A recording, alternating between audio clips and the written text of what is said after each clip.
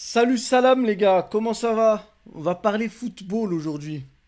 Bien évidemment, pour parler football, il faut un mec qui s'y connaisse en football. Qui mieux que Bibi, j'ai envie de te dire. Donc parlons, parlons, parlons. Parce que là, ce qui va se passer la semaine pro, c'est du sérieux. Et c'est chaud. C'est chaud, c'est chaud. On va même pas parler du Barça. Parce que le Barça, qui fasse leur remontada ou pas, en vrai, on s'en bat les steaks. Mais nous c'est sérieux les gars. Nous, c'est du sérieux. On doit. Non, on peut en plus, c'est ça le pire, il n'y a qu'un but. Donc si on fait les mathématiciens, Zama, on met un but, prolongation, péno. Ça, c'est les maths. Maintenant, il y a le football, puisque les maths et le football, tu connais. Si les maths et le football avaient un rapport, je serais pas aussi fort, je vous le dis. Oui, bah oui. Donc pour ceux qui me connaissent, ils savent de quoi on parle. Maintenant, plus sérieusement, moi je dis quoi? Je dis que là, on a le retour de Bellingham, qui va être titulaire. Je pense qu'on aura le retour de Militao, qui va être titulaire. Et Inch'Allah, Mendy. Parce que waouh, Carreras, quand je disais il était nul, on ne croyait pas. Ça fait quand même depuis Atlético, re-Atlético, Benfica. Maintenant, si ça vous suffit pas comme preuve, faut arrêter, hein. Non, mais sérieusement, regardez plus du foot, les gars. Non, sérieusement. Ping-pong, maximum, arrêtez le football. Donc, pour revenir à ce que je disais, avec le retour de ces joueurs-là, on peut faire quelque chose. Franchement, on peut faire quelque chose. On perd Chouamini, mais bon, vu le nombre de gens qui le critiquent tout au long de la saison, je ne sais pas si c'est vraiment une perte de fou. On verra bien comment on va le remplacer. Est-ce qu'on va mettre du Kama et prendre un risque? En plus, on devra sortir quelqu'un. Ça veut dire que quand tu as Chouameni et que tu mets Kama, automatiquement, Bellingham, faut le mettre à la place de quelqu'un. Donc moi, je pars du principe où il va pas se casser la tête. Il va juste changer de Chouameni Bellingham. Faire redescendre sûrement Pitarch peut-être plus bas ou Valverde, mais je pense que ce sera Pitarch. Et pas se casser la tête. Parce que s'il fait rentrer Kamavinga à la place de Chouamini, il faudra qu'il choisisse entre Pitarch et Arda pour Bellingham.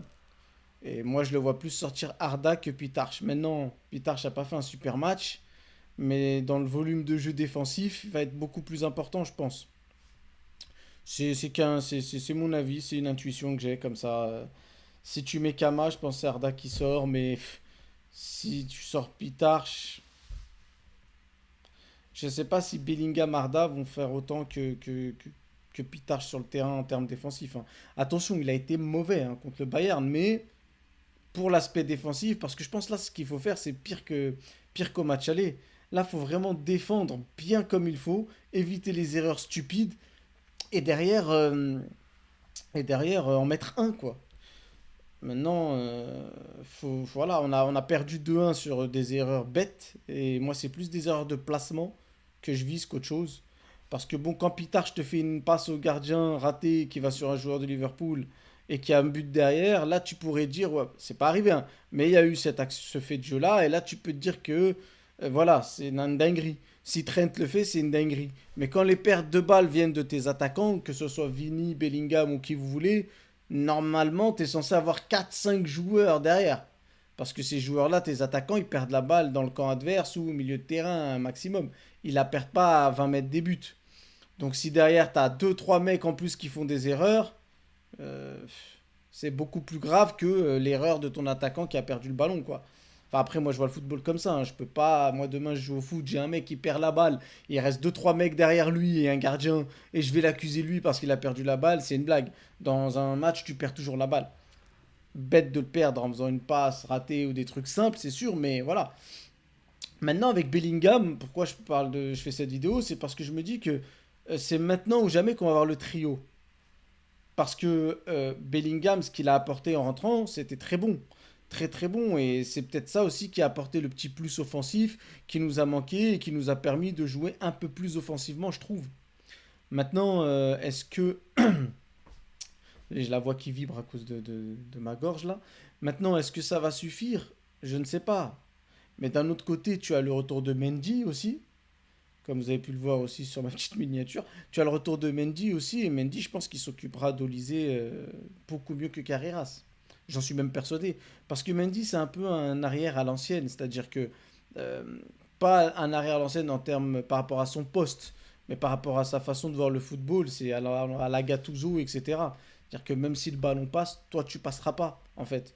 Mendy, on sait qu'il est dur sur l'homme. Carreras, c'est du popcorn. Rien à voir. Yaourt nature, Carreras, là, tu vois ce que je veux dire ou pas?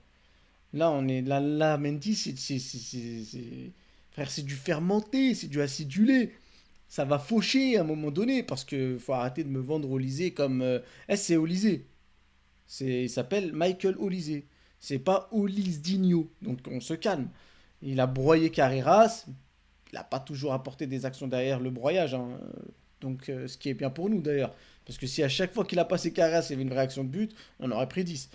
Mais pour dire, voilà, c'est un très bon dribbleur. C'est un mec qui franchement apporte beaucoup à son équipe. Mais derrière, heureusement qu'il n'a pas créé des occasions franches à chaque fois. Et là, je pense qu'avec Mendy et j'espère Bellingham, parce que Bellingham sera sûrement positionné sur le côté, ouais, le côté gauche du terrain, donc, donc ça pourra faire la diff. Ça pourra faire la diff si lui couvre Carreras, parce qu'il ne faut pas oublier non plus qu'Olysée passe, mais Carreras n'a jamais été couvert. Là, avec Bellingham, ça va être différent. Puis Bellingham, il a l'envergure et tout pour défendre face à ce genre de joueur. Parce que nous, en face, Vinicius, il était toujours contre deux mecs. Donc automatiquement, c'est beaucoup plus dur pour lui, malgré qu'il a réussi à faire des différences et des frappes.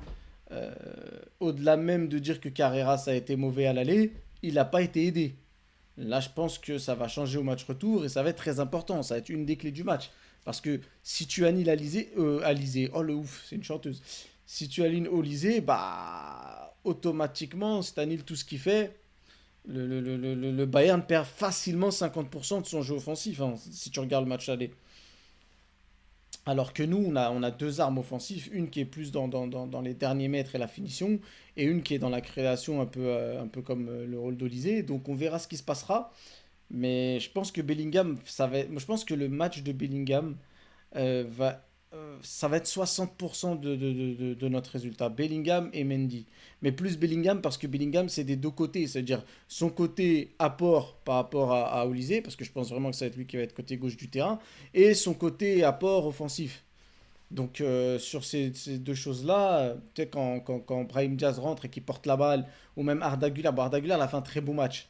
Rien à dire, c'est l'homme du match pour moi côté Real. Mais ce que je veux dire, c'est que quand il porte la balle pour emmener une attaque, après lui c'est plus un passeur first, mais si Arda prend la balle et essaie de la monter en conduite, etc., etc., ça n'aura pas le même effet qu'un Bellingham qui le fait.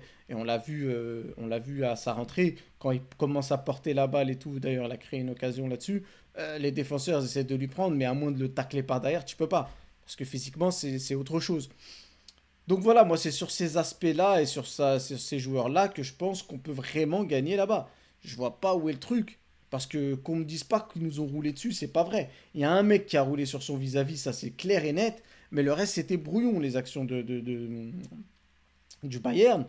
Et t'as beau avoir Kane et tout qui te met un but et tout sur une perte de balle de notre équipe, c'est pas Mbappé. Je veux dire que voilà, c'est dans des situations particulières que Kane te fait une différence vraiment dans les derniers mètres, derniers instants et sur une frappe. C'est pas lui qui va dribbler, qui va créer ou quoi. Contrairement à nous, on a deux flèches devant. Si on arrive à les trouver un peu plus correctement, je pense qu'on peut faire quelque chose. Donc voilà, il y aura Mendy qui va jouer un rôle exemplaire. Militao, j'en parle pas. Pour moi, c'est le meilleur défenseur du monde sur les 2 3 mois où il a joué. Donc, et pourtant, j'ai regardé Arsenal jouer, etc. etc.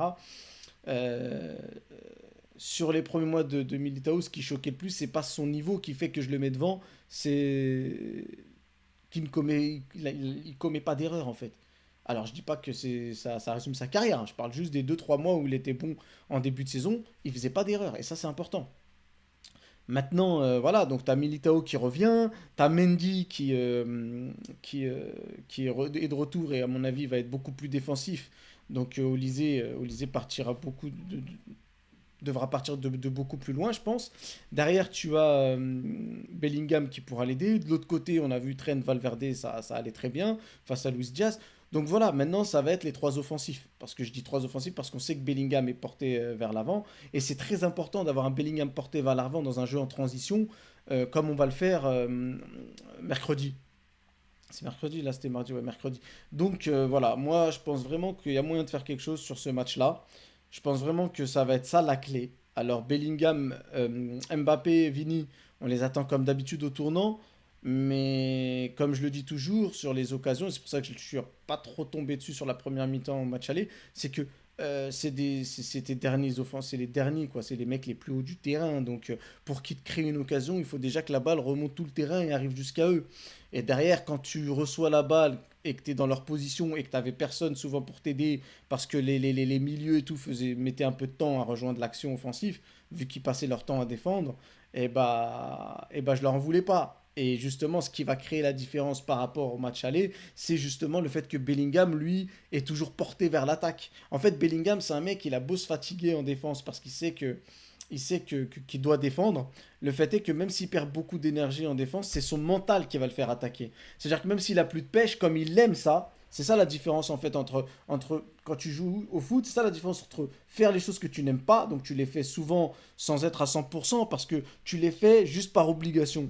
Alors que quand tu veux faire quelque chose que tu aimes, automatiquement, même si tu es fatigué et même si, surtout dans un match comme ça où tu n'auras peut-être pas trop l'occasion de le faire, même si il mettra beaucoup d'efforts dans les phases défensives, je pense que quand il devra faire la transition et monter à l'avant, il va se donner à fond parce que c'est lui, c'est son kiff. Surtout si c'est lui qui a la finition, là, il sera au max.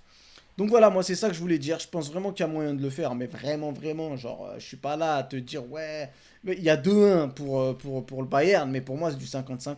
C'est-à-dire que même leur but avantageux, je le vois pas faire la diff. Maintenant, ce qui va faire la diff par contre dans ce match-là, surtout côté Real, je pense, c'est que si jamais on marque tôt, on les tue. Parce que je pense que vis-à-vis de l'expérience, du mental, et même ceux qui n'ont pas d'expérience, parce qu'il y a l'expérience de ce genre de match, mais aussi il y a aussi ceux qui ont de l'expérience d'avoir joué face à nous et qui savent que quand on les mène au score, on va les faire chier, il faut dire ce qui est. Donc voilà, c'est sur ces choses-là que je base ma petite analyse d'aujourd'hui, là, ma petite mini prévia, disons. Et je pense qu'il y a vraiment moyen, les gars. Donc maintenant, on verra bien ce qui se passe mercredi prochain, dans tous les cas, à la Madrid. Et voilà, on verra bien.